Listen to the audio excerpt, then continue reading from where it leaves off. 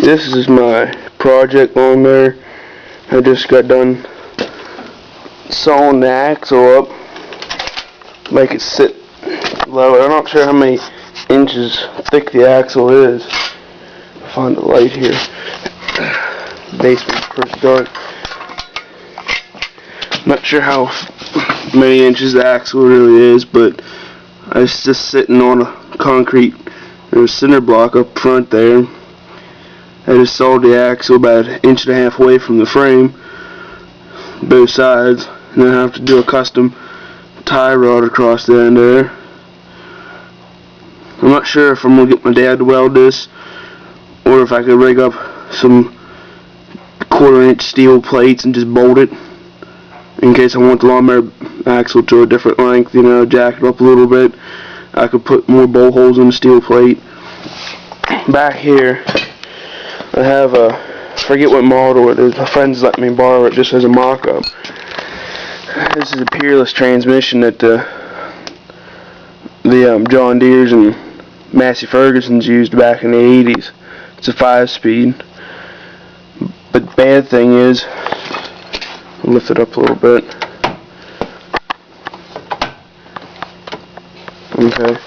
The bad thing, this lawnmower's a shift on the go. So it has that whole pulley changing size going on.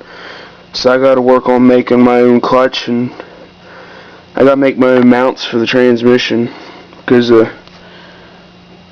transmission mounts are too narrow, and then the mounts on the frame's too wide, so I gotta get some steel tubing. The bad thing is, the lawnmower, once I get it done, I'm gonna probably have to chop the rear end to make it fit the belt.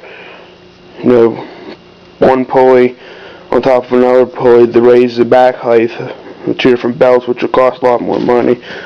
So the back end's gonna have to sit higher, about 1.5 inches higher. I got my light switches wired up down there, my amp meter.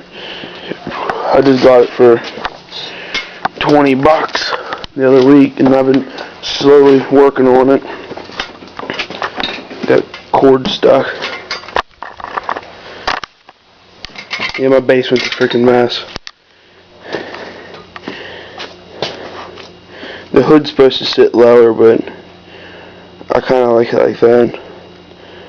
See, I dropped the hood before I chopped the axle. I dropped it down like probably 2 inches. Right there's the spacer that I use.